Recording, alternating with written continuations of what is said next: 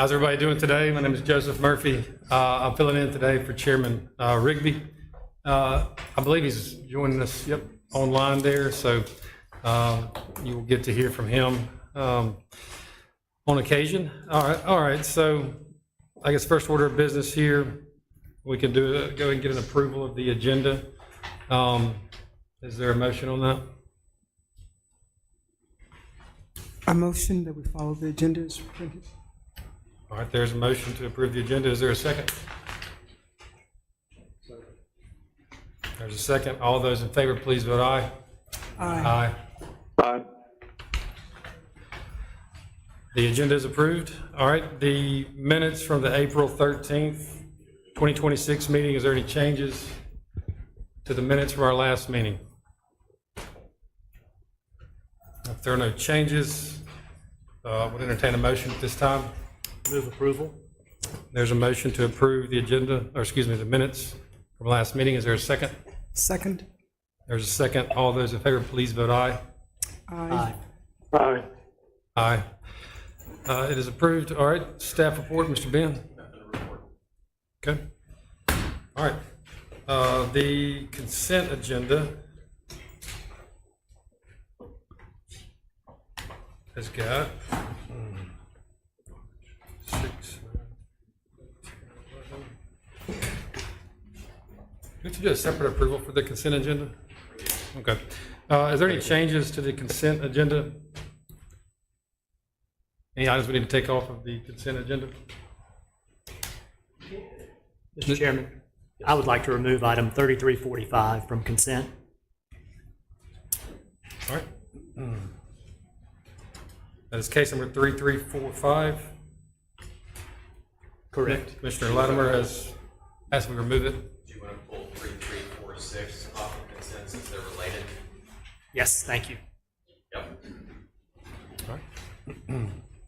All right, 3345 and 3346 have been removed from the consent agenda, are now added to the public hearings agenda. Any other changes? Will we make those the first and second public hearing? Yes. Okay. If there's no further changes, would entertain a motion at this time on the consent agenda. So moved as amended. We have a move to accept the agenda with the two removals, 3345 and 3346. Is there a second? Second. There's a second. All those in favor, please vote aye. Aye. Aye. All right. So that brings us to the public hearings portion of the meeting, and we'll start with 3345.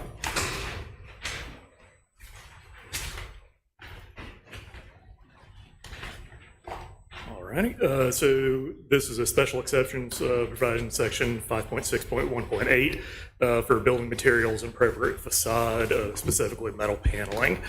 Subject property is about 2.2 acres. The current site is properly tied. The applicant is proposing about a 6,200 square foot addition to expand both the warehousing and office space. Site plan is the next case. This request is to have the ability to use metal paneling similar to the existing on the north side of the building. Metal paneling, it can be allowed by special exception. Specified metal panel is corrugated steel, similar to the existing side material.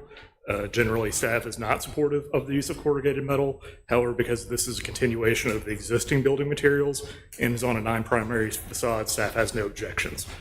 Staff recommends approval with the two conditions in the report. Thank you, sir. All right, questions from the commission? No question. Yes, Yeah, the reason I pulled this off consent is I recall that a couple of meetings ago, we had a corrugated metal case that we denied. And the argument was similar in that they argued that there was corrugated metal on buildings next to the applicant's building. And I just wanted staff to articulate the distinction between that case and this case. Yes, so that case was up on North Lamar. It was the flex space site plan request for city utilities. That was all new construction. There was, no reason that a building shouldn't be built with a proper facade materials from the ground up. the first go. This is a continuation of a building that already exists. It would be somewhat impractical to facade this differently, though I believe the applicant can speak to that if they would like to.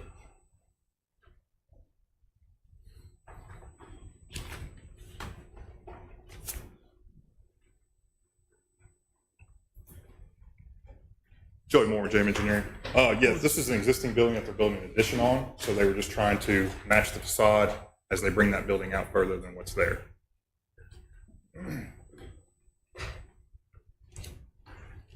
Thank you, Mr. Chairman.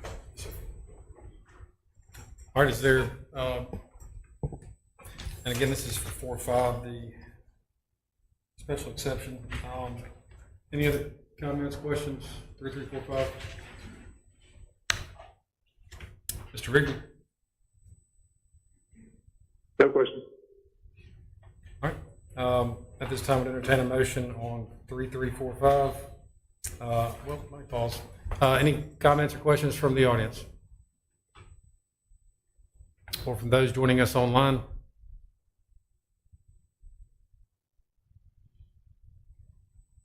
All right, if there's no further questions or comments, I would entertain a motion at this time, case 3, 3, 4, 5. Move approval with conditions. There's a motion to approve with the stated staff conditions. Is there a second? Second. There's a second. All those in favor, please vote aye. Aye. Aye. Thank you.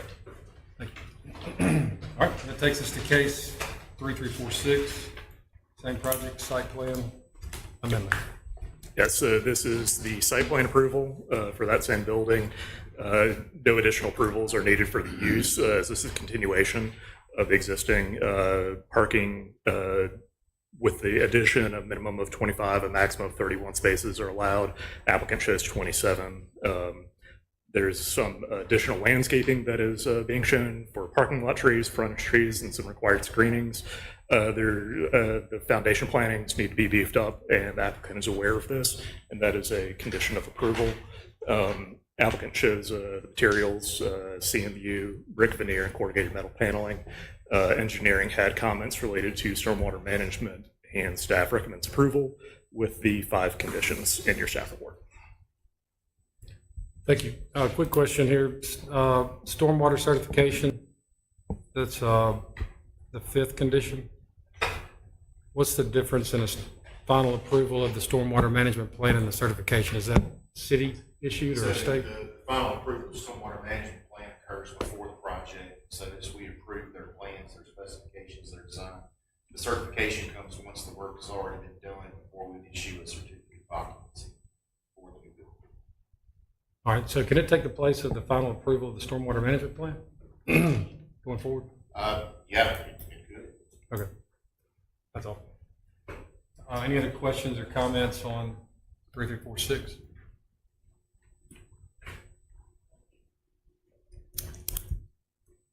Anybody online have any questions or comments about case 3346?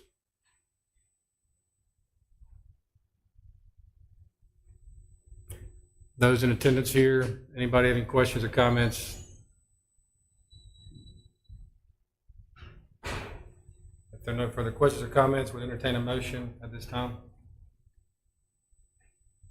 Move to approve 3346 with the 5 conditions.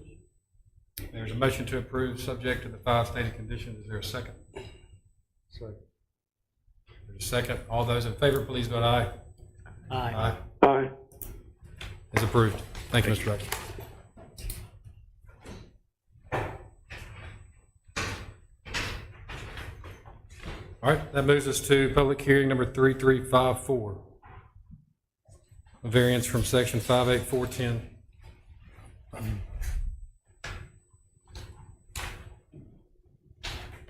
Thank you.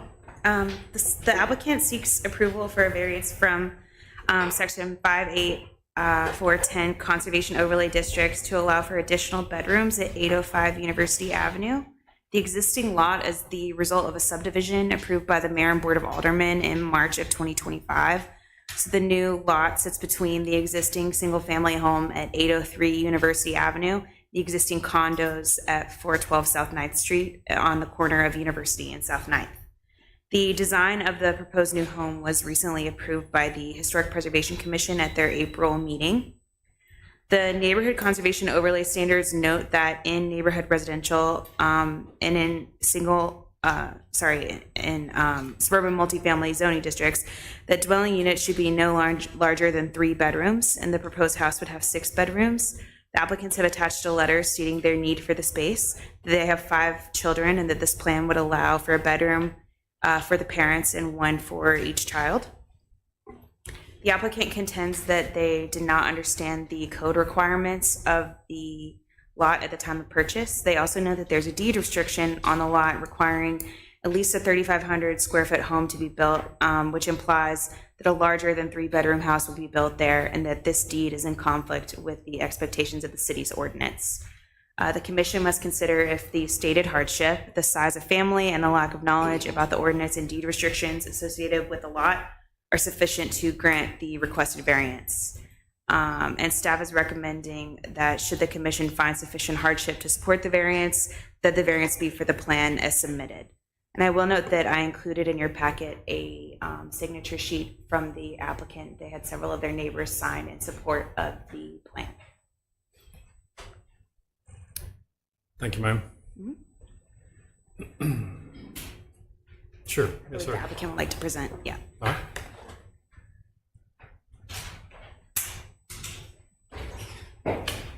Hi, How you doing? I'm Julie Spears, the architect, and the homeowner is with me.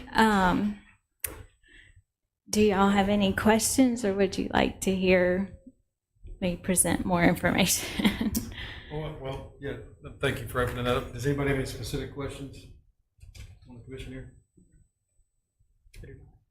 Mr. Rigby? I don't know that I have a specific question. I mean, I think, to me, the only hardship is the deed restriction, so I wonder if they could talk a little bit more about the deed restriction. Did you hear that? Yes. Okay.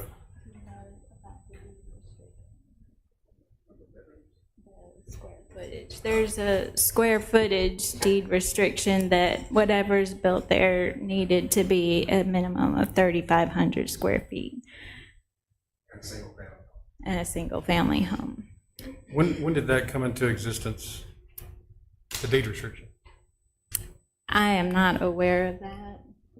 Was it recent or a long time ago? I would assume The it's, approval of the subdivision. right. Okay, that was what I was asking. Okay. I did look at the zoning map today, and I sent Kate a copy to pull up, because I think if the zone that we're in is that tan area, the green rectangle is our lot.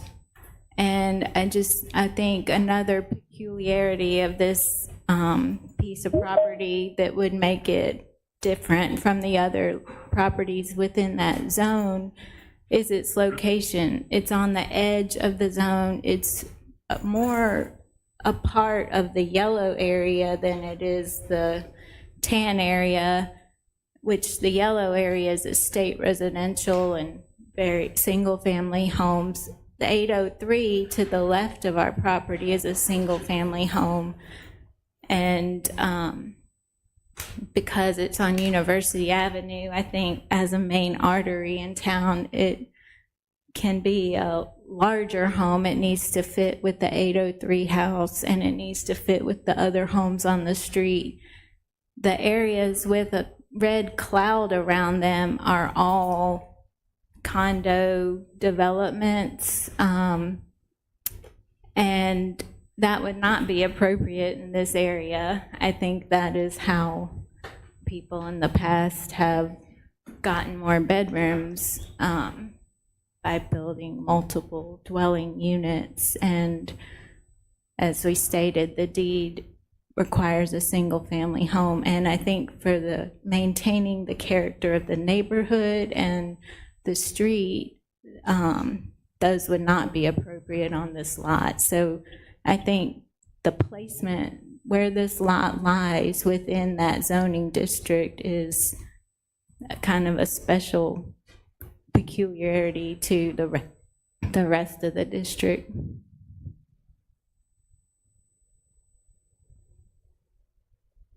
Yes, I mean, I think there's a little bit of a conundrum here because of the deed restriction. I mean, the limit to 3 bedrooms was in place when the deed restriction was put on the property, and the deed restriction was put on the property before the current owners planned to build. So,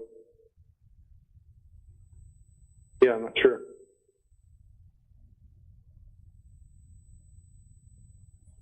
This home also, I think, it fits design-wise on the street, the way we have worked. The owner has a team of myself and a landscape architect and engineers, and we've worked really hard to design something that meets all the ordinances as far as setback, lot coverage, height, the historic massing. You know, we wanted to contribute to Oxford and the neighborhood, and so I cannot see anything that would be detrimental about the adhering to this ordinance. And then the hardship is that not having those bedrooms does not meet the needs of the family.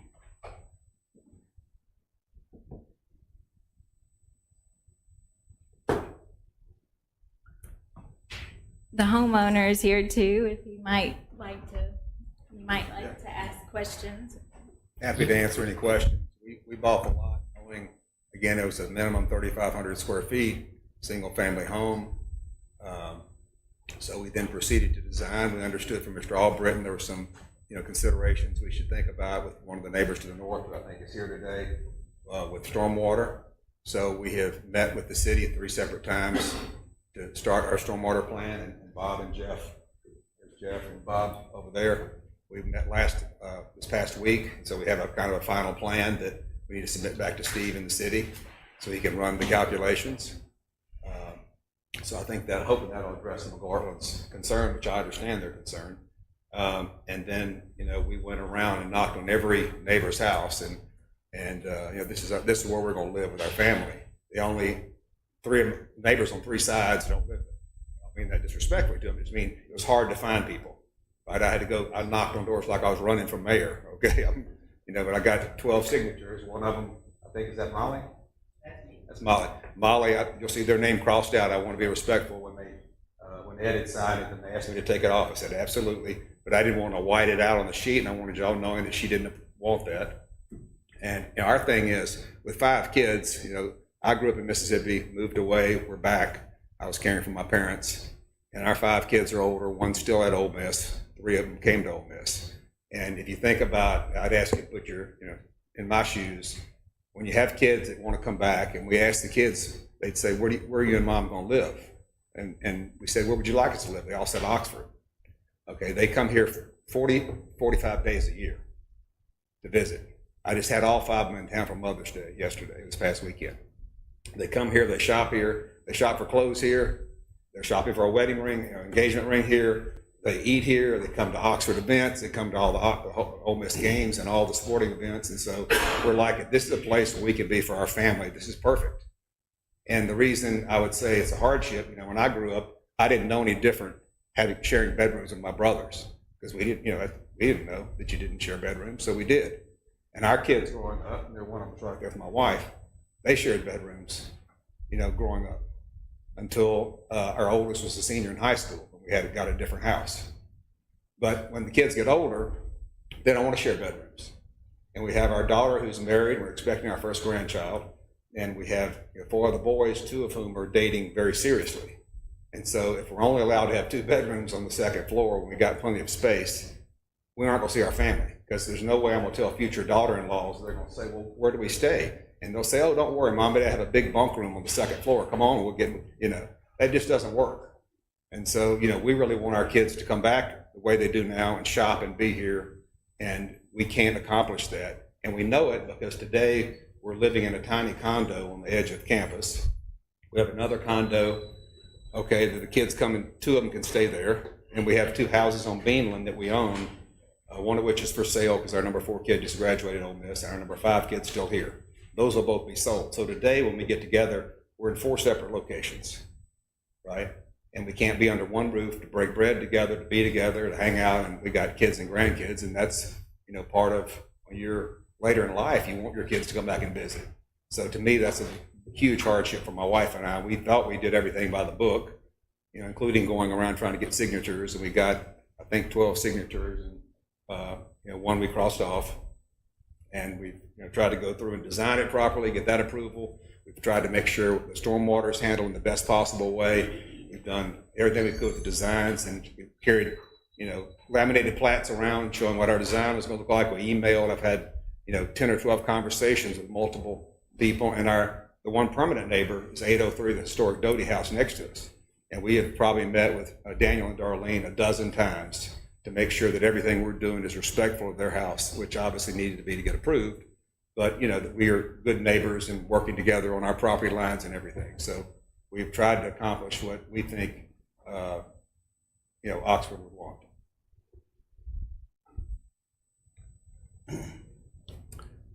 Are there any other, are you aware of any other lots that have got this 3,500 square foot with the 3-bedroom situation? Are they the only one that we know of? Yeah, just for clarification purposes, the applicant, when they came forward to subdivide this property, it's my understanding that that was a condition that was put, or a deed restriction that was put in place based on conversations that they had had with maybe some neighbors. So it's not a city restriction that was put on there. That was a restriction that was put in place by the applicant and the owner at that time. Okay.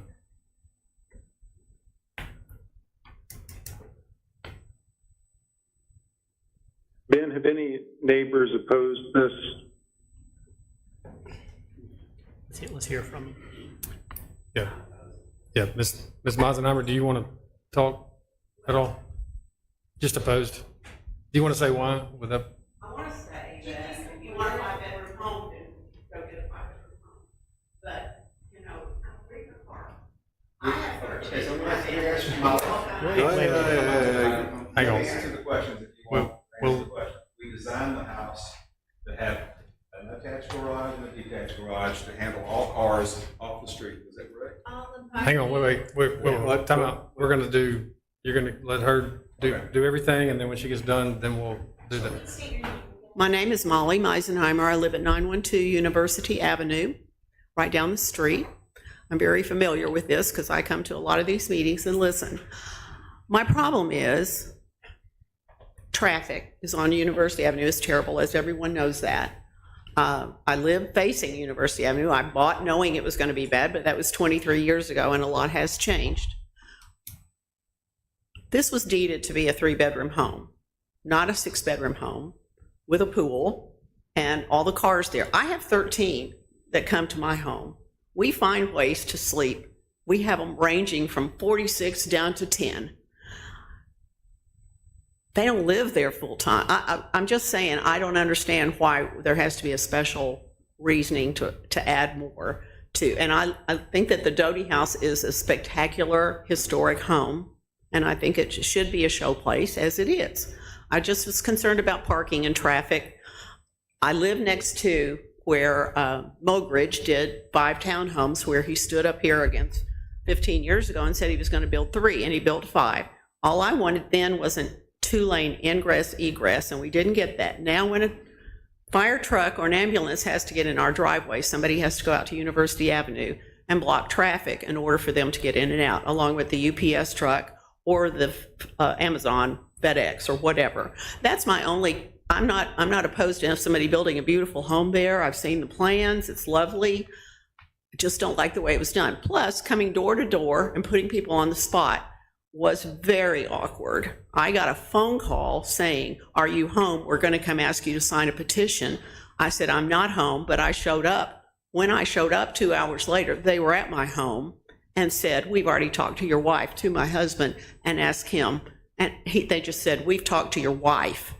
And he thought that meant I had approved it. And so he signed it. And then we called and asked, when we discussed it, fierily, I would say, we decided that he needed to have his taken off. We didn't know enough about it. We had not been to meetings, and we didn't know that then.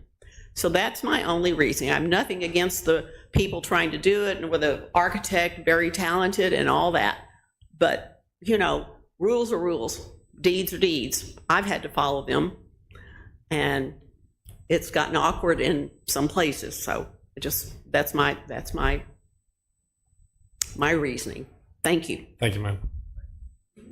So I guess to talk about Molly's points, okay. One, when we had a friend, when we knew we needed to go solicit neighbors and see how they felt about us applying for this variance, we were knocking on doors and we talked to one of our neighbors who has a house on University Avenue. And he said, would you like me to introduce you to a couple of people I know? I go, well, that'd be great, because if not, they're going to see me knocking at their door and think I'm an Amway salesman, because I have all my placards here to show my house. So he did. I wasn't part of the phone call to Molly. I hadn't even met Molly at the point. And so we went down to their house. I didn't know anything about the call other than he said, he spoke to somebody, or Molly, I think he said, and we can come down. We went down. Ed was there. Ed was in the backyard. We walked in. Ed welcomed us in, and I showed Ed all the laminated, design, plat, everything we were doing. And Ed said, oh, that looks very nice, and signed it. And then Molly came home with groceries, and we told her what we were doing. And then I'm sure she thought about it. And Ed called me the next day and said, would you take our name off, which I did. And I crossed it out so that you would know they were no longer supportive of it.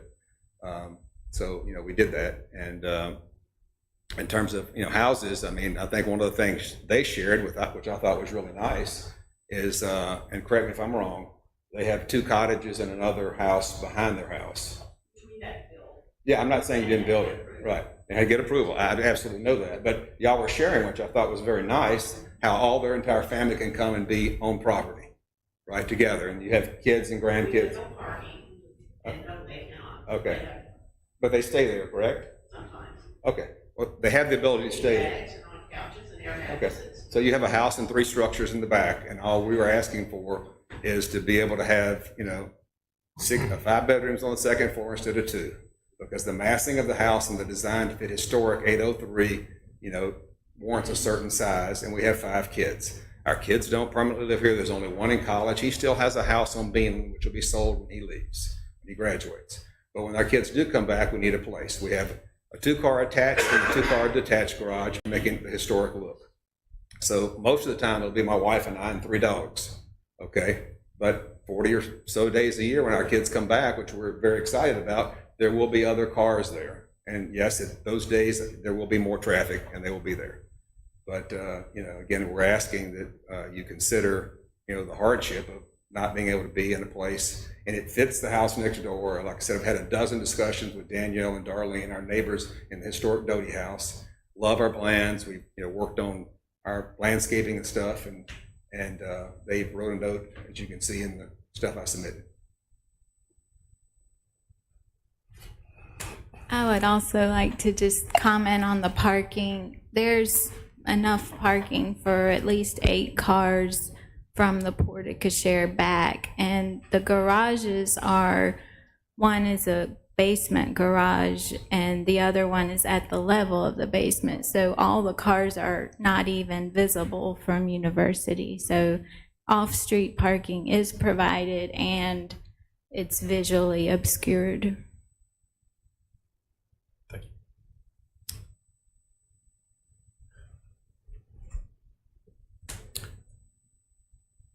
Any other questions from the commission?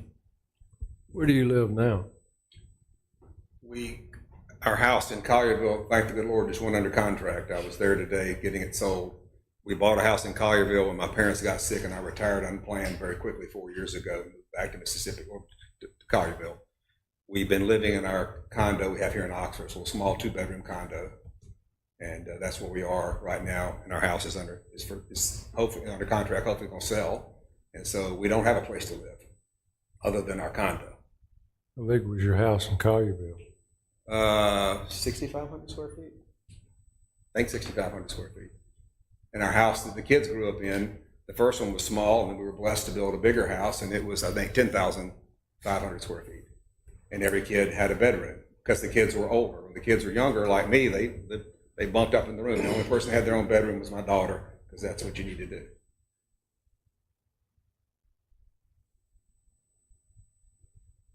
What's the square footage of this house you're proposing?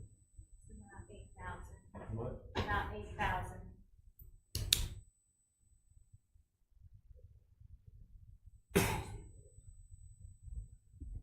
Commissioner Murphy, just so you know, Commissioner Rigby does have a question. He's got his hand raised. Mr. Rigby. Yes, sir. I just wanted to make a comment. I mean, Mr. Abingdon, I think that there's nothing unreasonable or undesirable about your proposal. I think it's a nice home and it fits the lot and the neighborhood right there. For me, it really comes down to a technical issue, which is related to the zoning and the history of that parcel, because at least it's been mentioned here, the 3,500 square foot deed restriction was in concession to the neighbors when the subdivision was made, and because that 3-bedroom limit was there when that was made.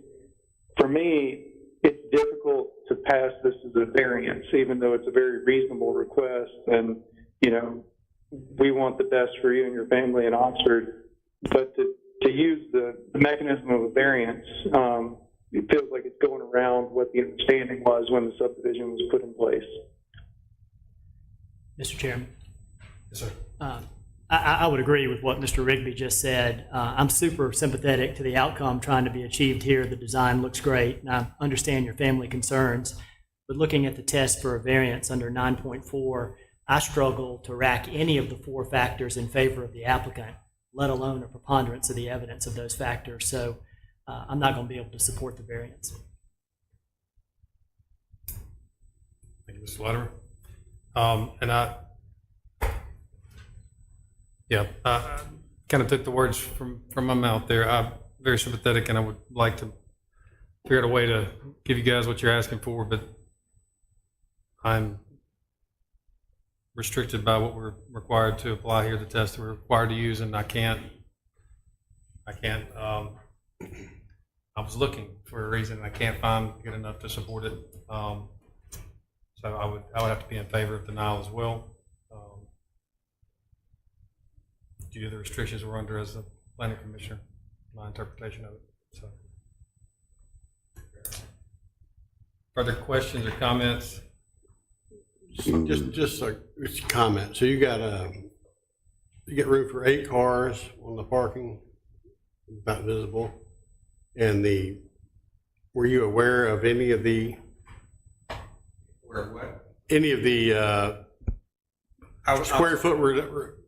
Absolutely. I was aware of when John and Albritton, I was aware that it could only be a single family home, and I was aware it had to be a minimum of 3,500 square feet. And I knew that I had to get historic approval. When Mrs. Spears went to wherever she looks the stuff up, she came back and said that there was also a deed restriction. I go, what was it? She said a maximum of 3 bedrooms. And again, it seemed odd based on the size of the lot, that I'm substantially less dense than anything around me. We have our garages to keep our cars on site, and we're building a house that needs to fit the historic structure next door. So it's gonna be like having 2,500 square feet on the second floor with 2 bedrooms. And to me, it's important that we fit the historic nature of it, because that is the Doty House, a beautiful house, and we spend a lot of time doing that, working with the neighbors. And so I understand the deed restriction, but they just seem to not align correctly with the number of bedrooms. Okay, but that wasn't disclosed to you. Sir? That wasn't disclosed to you on the front end about the bedrooms. No, that would have been a problem from the front. And by the time I found out, I had an extremely substantial non-refundable deposit. So it wasn't really an option. And I talked to a number of people in town, who obviously are on the board. I couldn't invite all y'all to dinner and ask you, right? So I just asked people who build here, who are attorneys and others, and they said it seems very reasonable. And it does seem to not make sense that you have minimum 3,500 square feet, single-family home, and the size of my lot is very comparable to the 803 historic house and the other few houses there, and I'm substantially less dense than all the condos nearby. It doesn't seem to make sense that they would require a bedroom. It's more like they didn't want people building more apartments there, like on one side of me and on the other side.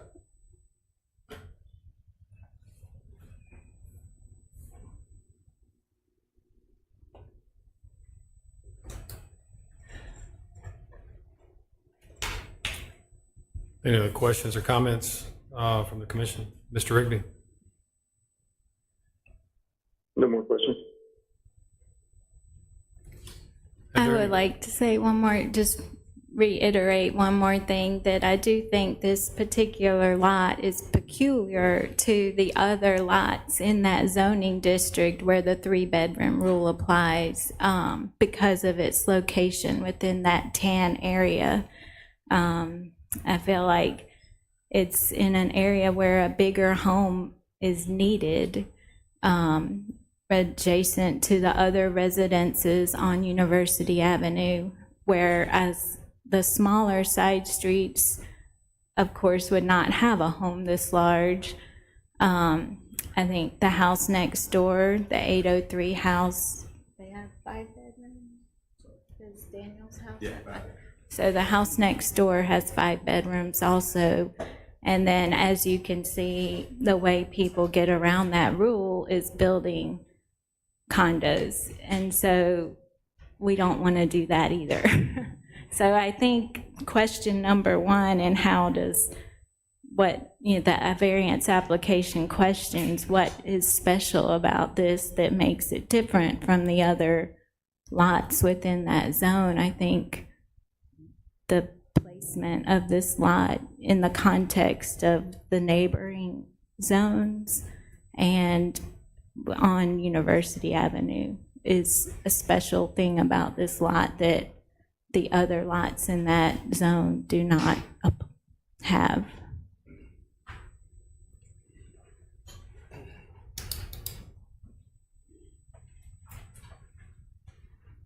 Thank you. Yes, ma'am.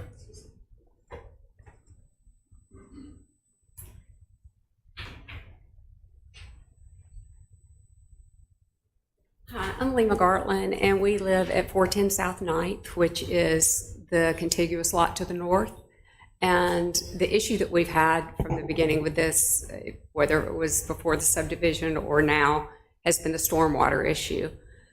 Whether this meets the elements of a variance or not, I'll leave that to the commission to decide, but whether those factors are met or not, that's for y'all to make that fact finding. But our issue has been the stormwater. We've done a lot of work to our property to try to resolve the flooding issue that happens along Tyler. Our driveway actually opens onto Tyler, but any stormwater that's discharged that would go either north or east on University then travels to 9th Avenue and directly onto Tyler. So we have had conversations with Mr. Abington and emails exchanged, but as I understand it, there's no final stormwater plan for us to evaluate, so I don't really know whether I have an objection or not. But that is a serious concern for not only us, but Ray Brown, who also lives to the north and contiguous to this lot. I don't know if he's on the phone or present for any of this, but that's been our biggest concern in all of this, is if you do indeed find the variance that allows for this 5 bedrooms upstairs, a master, and then a pool house that also has a bedroom area because it's got a full bath. So it's kind of a 7 total bedroom situation on a footprint that covers that lot, boundary to boundary, and has a garage, pool house, guest house, and pool within 5 feet of a retaining wall. So those have been our concerns, and I just wanted the commission to be aware of those. And like I said, whether y'all find he meets the factors for the variance or not, those are our concerns. But without a final stormwater plan, there's no way for us to evaluate where we stand on that. Okay. Right. So for the record, so we're doing, this is variance for the bedrooms. I don't know you were asking, but are you in favor or not in favor of the 5 bedroom? Well, it's really a 7-bedroom. Got a master, Whatever. 5 bedrooms and a guest Bedrooms house. alone, are you Yeah. supporter? I don't really have a position on that one way or the other. That is, I think, for y'all as a fact finder to decide. Thank you, ma'am. Mr. Thank you. McGarland, just point of clarification on the pool house. We've had conversations about it.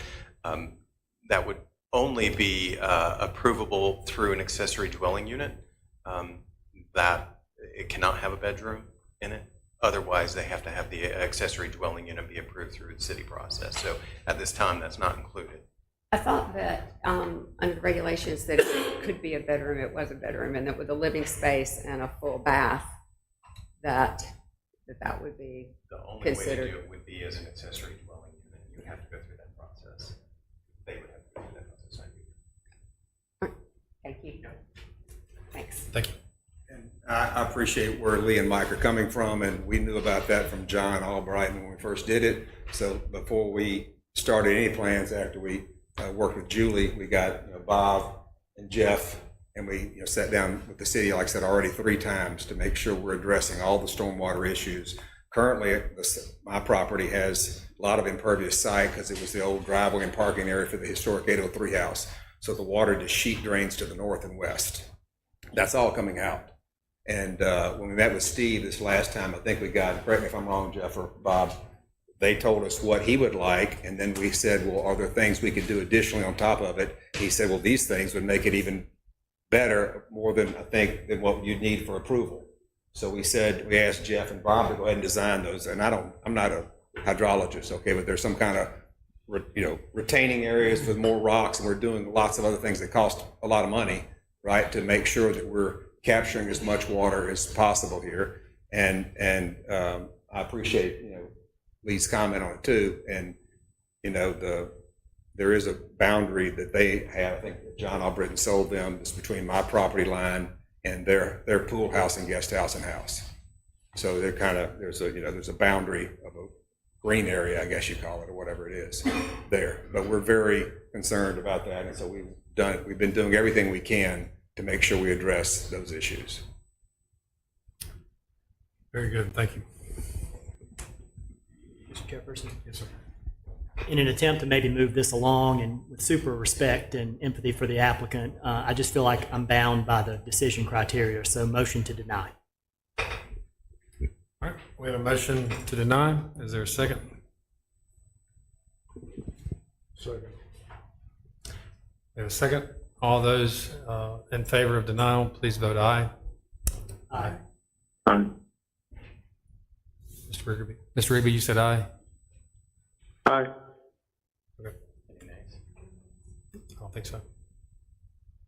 Mr. Sprague? Aye. 1 nay. That's a nay. Okay. Thank you. All right, it is denied. Thank you.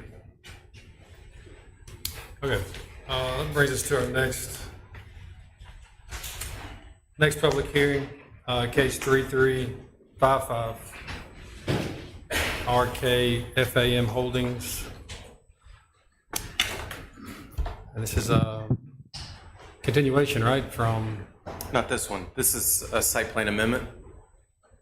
oh, okay. This is a site plan amendment for, y'all may remember earlier this year, we had an application for a development called the Weldon Development, which is at, I guess, the northwest quadrant of the North Lamar and Molly Bar intersection. The development is now, this is an amendment, it's now being known as the NOLA. The property is about just more than 17 and a half acres. And it's located in that northwest intersection of North Lamar Boulevard and Molly Bar Road. The property is zoned urban center, and the applicant intends to build a new mixed-use development to include multifamily residential and commercial restaurant and retail spaces. The applicant appeared before the commission in January for a site plan approval. However, since that time, the applicant has acquired one holdout parcel that was contiguous to the other parcels inside of this development. This new proposal includes a mix of uses across the site, including a multifamily residential, commercial uses, including restaurants, retail, and office space with a pedestrian plaza and surface parking. Previously, there was structured parking, but that has since been removed to support all of these proposed uses. The applicant notes that it's the intention for the entirety of this development to be built concurrently. The proposal indicates a total of 11 buildings with a total of 226 residential units, which is a reduction from 335 previously, with a total of 576 bedrooms, again, a reduction of from 797, and 794 parking spaces provided, which is a reduction from 1,022. While the applicant has reduced the quantity of residential proposed in the development, the proposal for the commercial space remains slightly more than 49,000 square feet, which is consistent with the prior approval. Prior concepts incorporated third spaces into the development proposal, and this revised concept has enhanced those areas with the inclusion of a terraced amphitheater that will be grassed and a dog park, in addition to plaza areas allowing for programming like farmers markets and food trucks, etc., and other areas that can be used for passive recreation. The southeast portion of the site is mixed use and is comprised of buildings A and D and building 3, a pedestrian plaza at the corner of Molly Bar Road and North Lamar Boulevard. Uses include commercial, residential, the leasing office, and a clubhouse that includes several amenities for residents. In the northeast portion, along North Lamar Boulevard, buildings 6 and 7 are mixed-use buildings containing commercial in all or in part of the ground floor, with the upper floor programmed for residential. Buildings 1, 2, and 4 remain unchanged from the prior approval and are programmed as all residential uses, while Building 5 is a new building located on the parcel that was more recently acquired by the applicant, and that's proposed to be perpendicular to Chickasaw Road and will be all residential. The use is, again, urban center is intended for a development that is primarily commercial in nature and on a pedestrian scale, and the commercial uses would support the service and shopping needs of the immediate neighborhood. It allows for mixed-use structures with residential and upper floors, as well as fully commercial buildings. The applicant seeks the special exception for some first-floor residential, which was the subject of case 3353, which was included in the consent agenda. This proposal eliminates the previously proposed parking structure, resulting in all surface parking being provided. The applicant provided a letter requesting an approximately 3% reduction in parking for the entire development. The current plan would provide 794 spaces in total, when the required amount is 820. The applicant states that the reduction request is reasonable, as all residential buildings provided the amount of parking required, while the commercial portions of the site utilize shared parking. Staff finds this acceptable, as the mix of uses on the site allow for the use of surface parking for multiple purposes, and the Director of Planning will allow the proposed reduction in accordance with Section 4.9.2, which would allow up to a 25% reduction. The architecture, the proposed materials are consistent across the site and include fiber cement siding, brick, aluminum storefront, and cast stone. Proposed architecture and materials are appropriate based on the requirements of the code. The applicant was granted a variance from the front yard build-to line along Chickasaw Road. The landscaping and tree mitigation, the landscaping sufficiently meets the requirements of the Land Development Code, and the development proposal does require tree mitigation, but the proposal sufficiently plants all of those back on site. And also worth noting, the applicant does plan to irrigate all the landscaping, which will help ensure the survivability of the mitigation trees that are to be planted. Application complies with the coverage requirements and connectivity and access. Engineering did provide comments related to access, water and sewer, stormwater management, and staff recommends approval of this amended site plan for the NOLA with the 9 listed staff conditions. Thank you, Mr. Bent. And the development team is here, should you have any specific questions of them. Thank you. Any questions from the commission? This one's under construction now, isn't it? It is not. What's the one just, right off North Lamar, it backs up to the Chickasaw? It's under construction now. That's on, maybe in the Lamar development. This is across the street.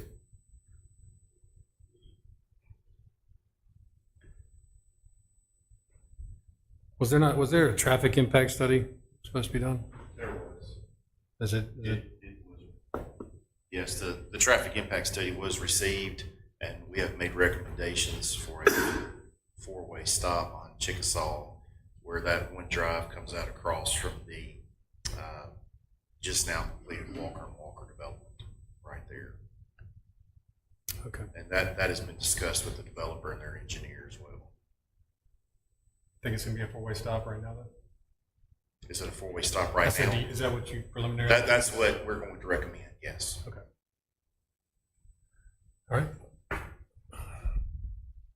That's the only thing I was curious about. And they're good with the parking, I guess, losing 26 spaces or whatever it is. Yeah, I mean, they have office spaces in there, and those uses tend to complement each other with maybe restaurants. So, 8 to 5, people are in the office, and then, nighttime, people would be in the restaurant.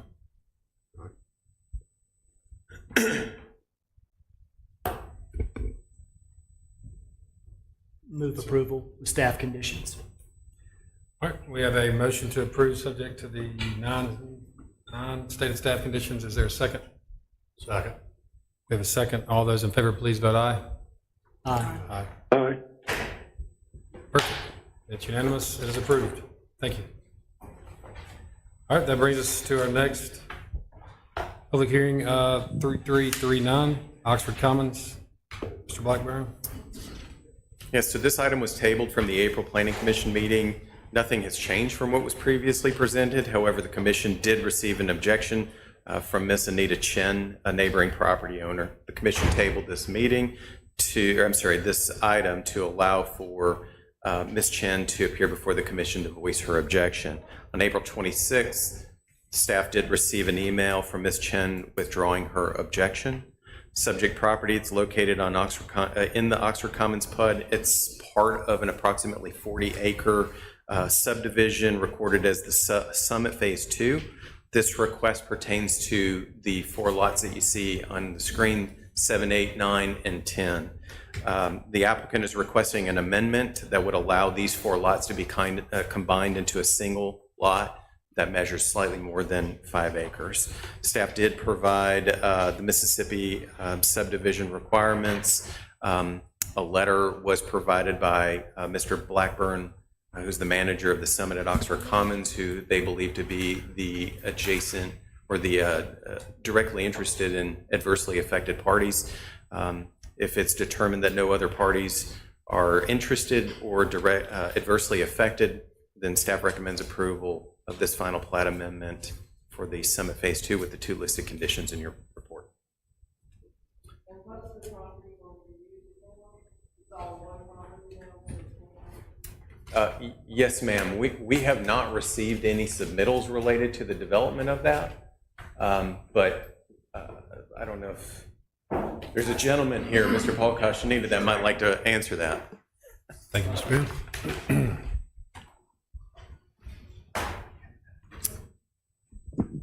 Paul Castaneda with Precision Engineering, representing the applicant.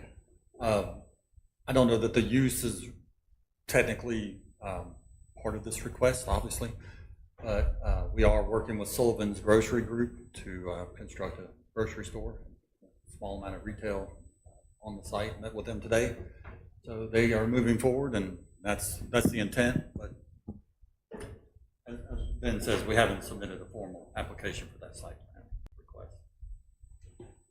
Thanks, sir. Further questions or comments on case 3339? Mr. Rigby? No question. I don't have any questions. Anybody else from the commission have any questions or comments? Those, Parking, if it's a grocery store, parking. what's your name, ma'am? Anne Brown. Ann Brown. Anne Brown. Is there adequate parking for a grocery store? So that'll come later when we do the site plan review. That's when we'll talk about the plans, what's going to go there, and the parking and things like that. Right now, this is just a plat amendment. Yes, ma'am. All right. Further questions or comments? Last call. If there are no further questions or comments, we entertain a motion at this time, case 3339. Move approval with staff conditions. There's a motion to be approved, subject to the two stated staff conditions. All those in favor, please vote aye. Second. Second, need a second. Oh, sorry. Second. Is there a second? Mr. Spraggins? All those in favor, please vote aye. Aye. Thank you, Mr. Rigby. All right. It is approved, case 3339, with our second. All right, we've postponed 3342, Mr. Ben? We did. Okay. Case 3356, request for preliminary and final plat approval. Afternoon, everybody. Hang on just a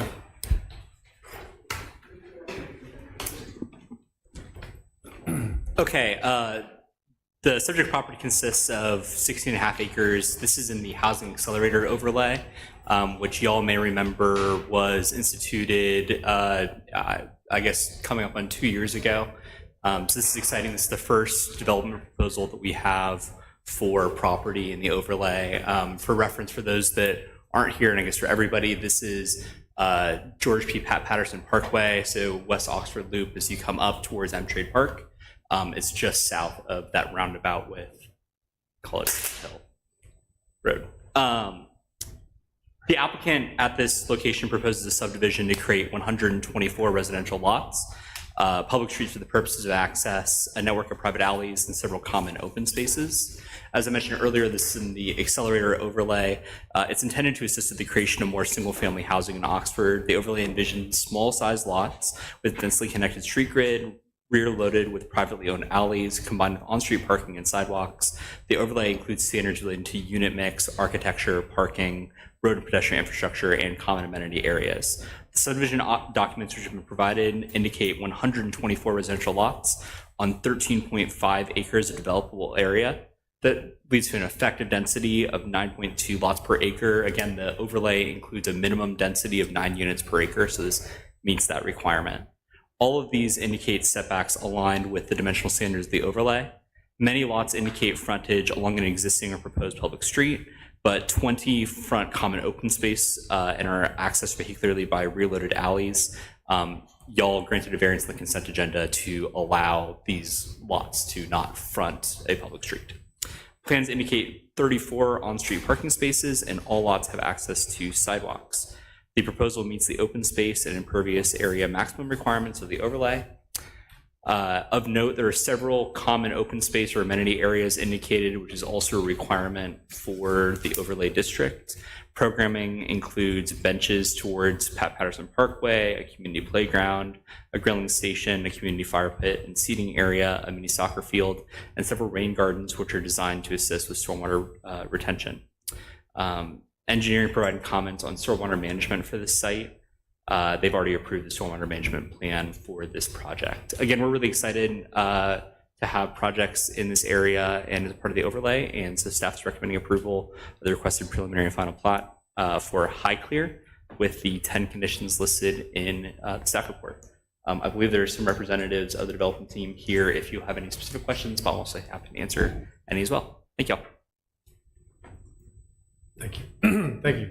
Are there any questions from the commission regarding case 3356? Just a comment. I appreciate the use of the green space throughout the plan. I'm leaning toward this, but I just want to know, how do you think about that frontage open space lot will function and compare with other developments like this? If I understand your question, you're asking how these open spaces, these community spaces are going to function? Yeah, I think that it's going to be a really important part in this more traditional neighborhood sort of setting to have the opportunity for communities to come together. You know, these are going to be places where, especially in these smaller lots, this is where children are going to play. This is where people are going to interact with one another, where neighbors are going to get to meet each other. So it's really exciting to see these sorts of elements included.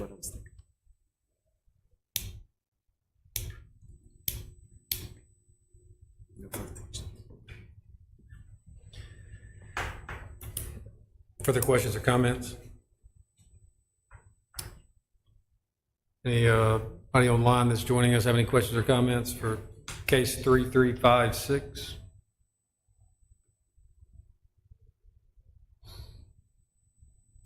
Hearing none, would entertain a motion at this time. If there's one.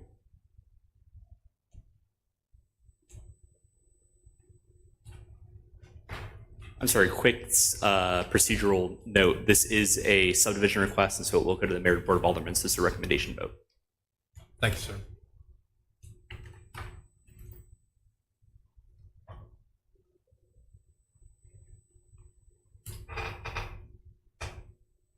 Move approval. We have a motion for approval. Is that subject to? Subject to. Second. We have a motion for approval subject to the 10 stated staff conditions. We have a second by Mr. Rigby. All those in favor, please vote aye. Aye. Aye. Aye. It is unanimous. It is approved. Thank you all. Thank you, sir. All right. That brings us to case 3357, Capstone Communities, request for special exception.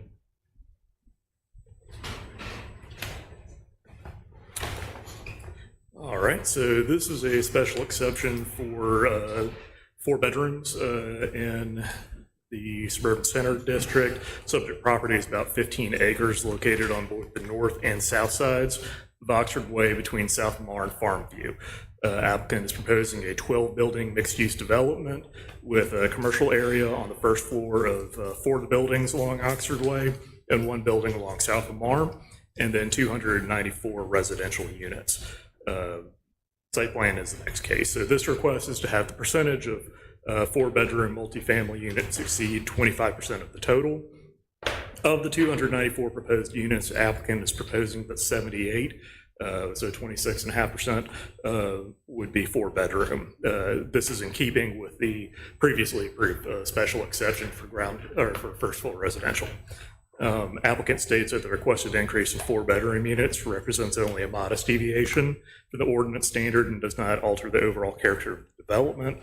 The units are distributed throughout the project rather than concentrated in a single area, ensuring that the development maintains a balanced and cohesive residential environment.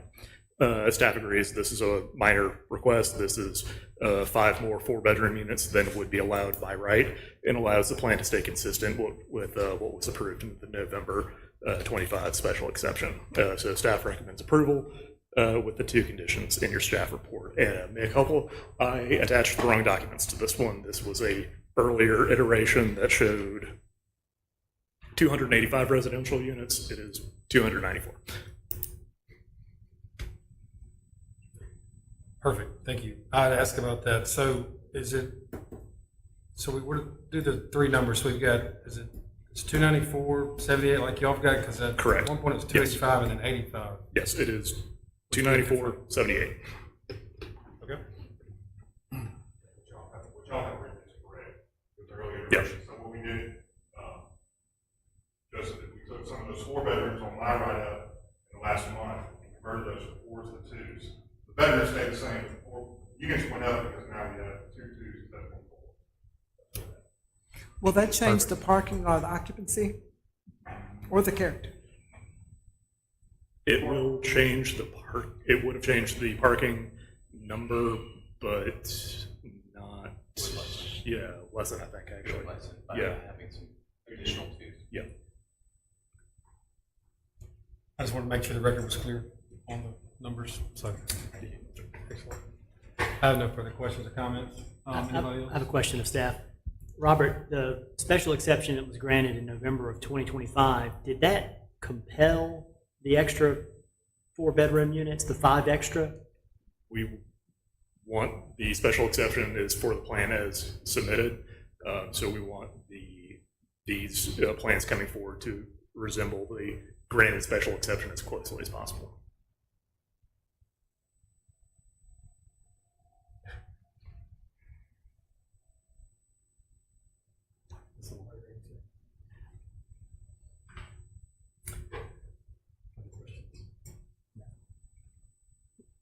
Any other questions or comments? Mr. Rigby? No questions. All right. There's an audience here with us today. Anybody have a question or comment? If there are none, we would entertain a motion at this time. Case 3357. Approval with condition. We have a motion for approval subject to the 2 stated staff conditions. Is there a second? Second. There's a second. All those in favor, please vote aye. Aye. A I'm opposed. Mr. Rigby? Aye. All right, 1 nay. 4 ayes. 5. 5 to 1. Okay, it is approved. That brings us to our last public hearing, 3358, same project, request for site plan approval. Mr. Baxter? Yes, so same great project, same great location. For the commercial area, there are 51,124 square feet of leasable commercial area in the first floor. And let's see, pool amenities, maintenance building, and a slip deck parking structure are provided. So the applicant is proposing commercial shells for retail, restaurant, and office, all of which are approval either by right or by special use. Appropriate approvals will need to be obtained as tenant build-outs come forward.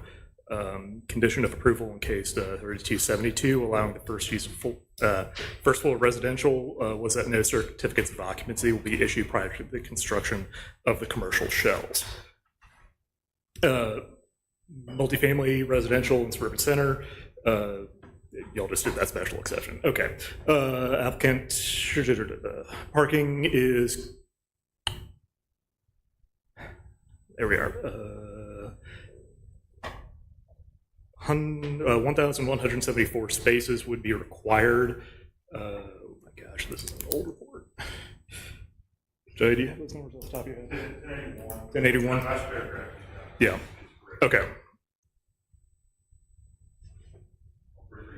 Right.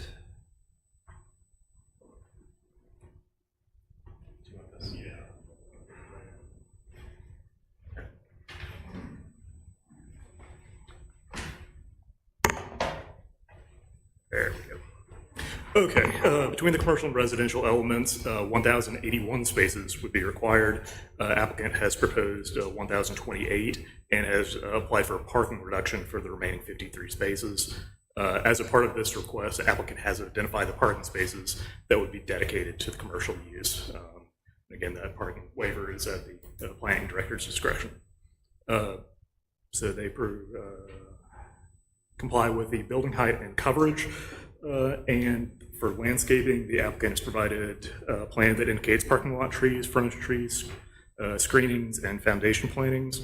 And building materials are painted and unpainted masonry, fiber cement siding, and stucco. Engineering has comments related to access, water and sewer, and stormwater management. And staff recommends approval with the 5 conditions that are in the staff report. Thank you, Mr. Baxter. Questions or comments related to this site plan approval, case 3358?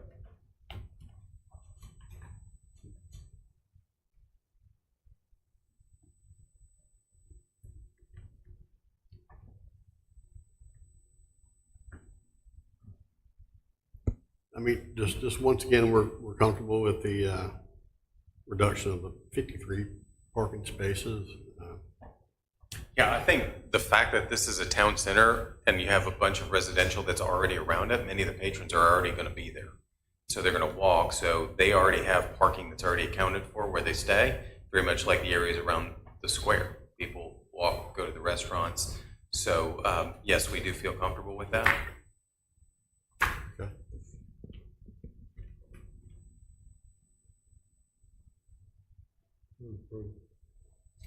Second. We have a motion and a second. All those in favor, please vote aye. Aye. Aye. Very good, it's approved.